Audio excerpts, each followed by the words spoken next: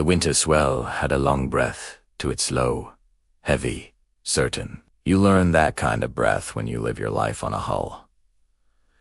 It teaches the difference between movement and motive. On December 12, 2004, the Catalina Channel was a cold sheet under stars you could almost hold. I had 2 divers under my boat, a married pair I'd briefed a dozen times, tethered with light lines because night has its own gravity. The sonar showed a clean water column, small scatter-off bait, nothing that had earned a name. At 0:14, the sonar went white.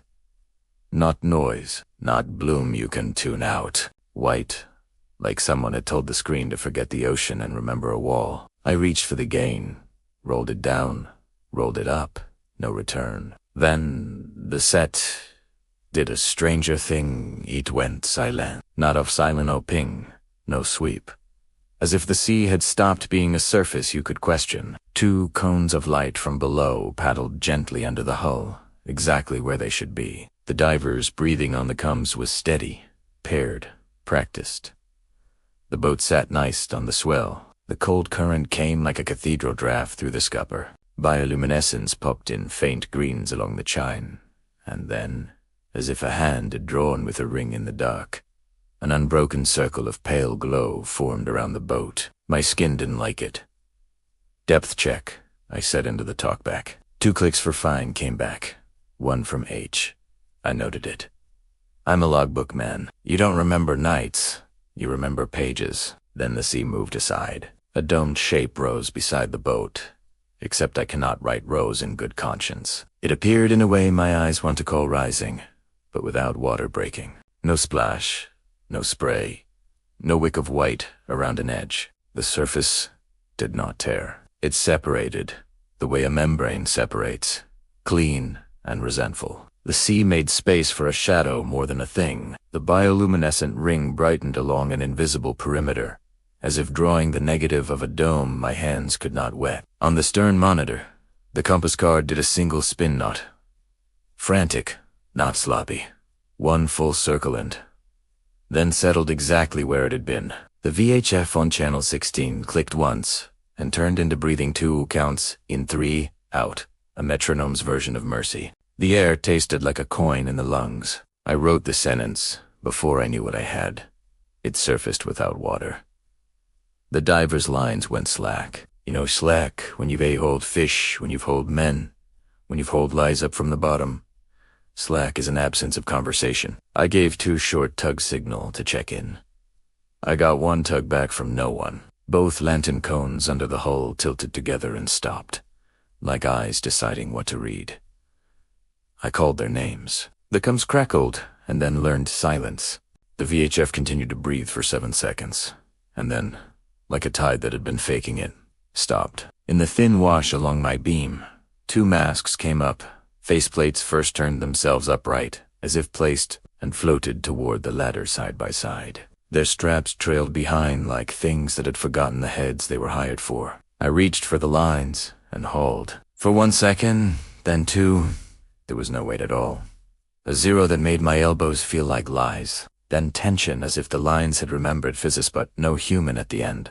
Only water, keen to be water. The thermometer on the engine intake dropped 4 degrees Celsius in less than a minute. Not smooth in steps. Like a staircase the sea found convenient. The dome leaned 1 degree. It wasn't a swell. It wasn't a trick of my head. It tilted like listening. I have a simple resume. 41 when this happened. More years than that on boats. Former Navy. Then 6 seasons running night dives. Then dive master. Because I like checklists more than I like people who improvise underwater. I don't drink. I don't tell campfire stories. I fix my own impeller and polish my own brass when the harbor judge is in session. My logbook has ruined more pens than I've owned jackets. The week had been wrong in small ways. The sonar had given me stray pings in glass gum water, like it had forgotten the word for empty. The GPS had frozen for 7 seconds twice on 2 separate nights. Straight track across a curved world. Then resumed as if embarrassed. In the afternoon, sheer waters had refused our wake lifting early, landing late, staring at the track like it had been painted with a color birds could see and I could not. The couple under my hull were not new. They had tethers to the sternlight insurance against a confused kick or a lost horizon. They had strube beacons on low, to find each other without training a lighthouse on squid. We had done our lost buddy drill a dozen times, and they mocked it for how unlikely it was. The strobe on his shoulder had a habit all week of pulsing slightly off its own factory rhythm, like it had found a different drummer. I keep telling you these things because terror comes cheap when you buy at retail. I'm trying to show you the wholesale to bulk of the wrongness that arrives quietly. When the masks drifted to the ladder, I grabbed them both, one in each hand, and laid them on the deck like birds you apologized to Tay Werewam. Condensation still held to the edges inside the faceplates, not blown, not wiped by panic.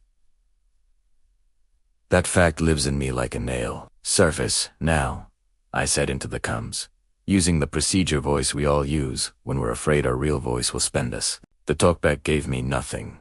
Then a metal tapper ring on a rail. A clip against aluminum that didn't belong to any surface we owned. The VHF came back alive.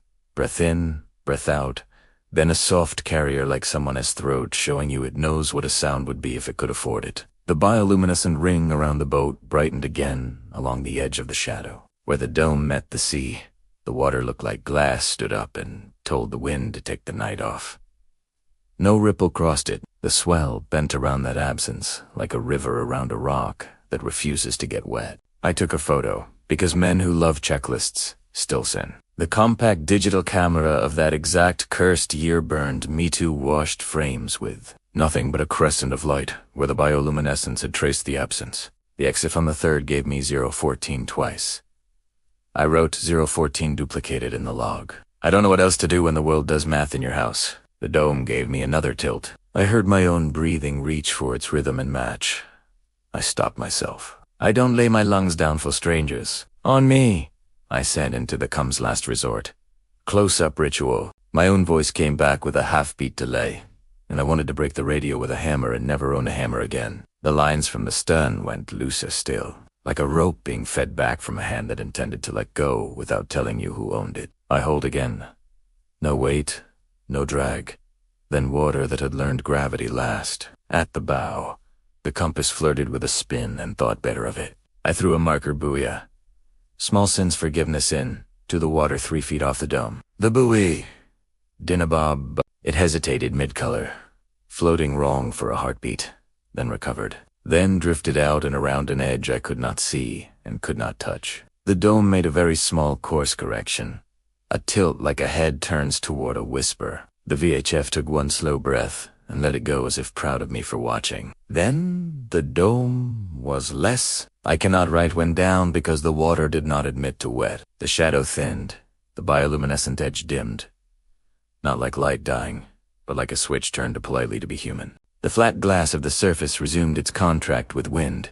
Swell, splash, spray. Sound came back in layers, halyards ticking, anchor clip complaining. The more democratic noises of ocean that let your heart believe in nobody. The thermometer walked itself up in steps. The sonar returned with a single clean ping that sounded like a lie, and then decided to work. The VHF remembered Channel 16 has a job. I wrote the only sentence in the log that still reads true when I wake. It surfaced without water. The Coast Guard does what it can with nouns. Primera, Rai said them. They raised the night. We ran our pattern. We called our grid. We sharpened our eyes against a piece of ocean that has never had sympathy for small human objects. Their helicopter came before the tide decided to be honest. They put a light on me and tried to make me decide between shock and competence. I chose competence and pretended I had extras to loan. We recovered 2 mask floats. The tethers, both integral, both cut clean by no blade I own or have seen. The carabiners weren't sprung. The knots were still dignified. We recovered the marker buoy with a kink in the line where nothing should kink. We recovered no bodies, and no bubbles, and no stories worth a pen. They took my tape because I still carry a cassette, in a world that swears it moved on. The K7 had 27 seconds of measured breathing and 1 metallic tap.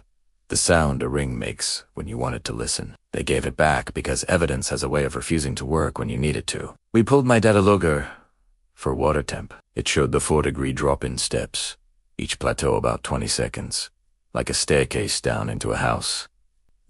We burned the sonar log to a disk. Those years loved disks. It held one white frame, then silence. Then normal like normal had always had a seat at the table. I emailed myself the screen grabs and never opened the email.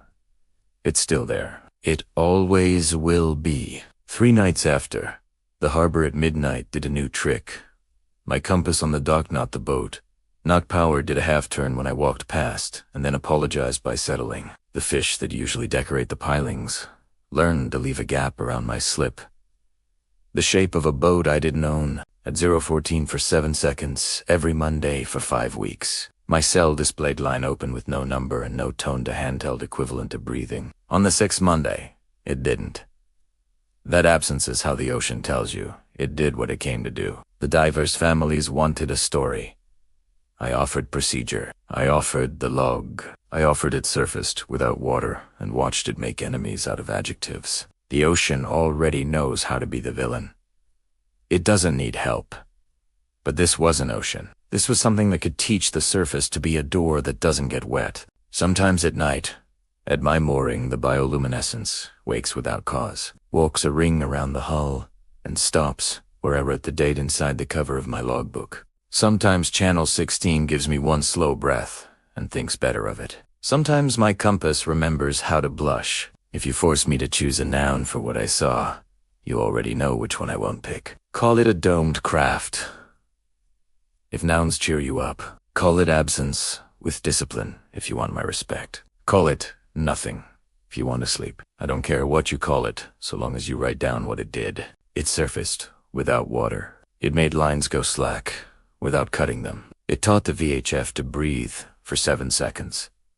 It made the sonar remember white and then nothing. It borrowed 014 twice and returned it on its own schedule. It tilted when it listened. You want to know if I'll still take divers out at night?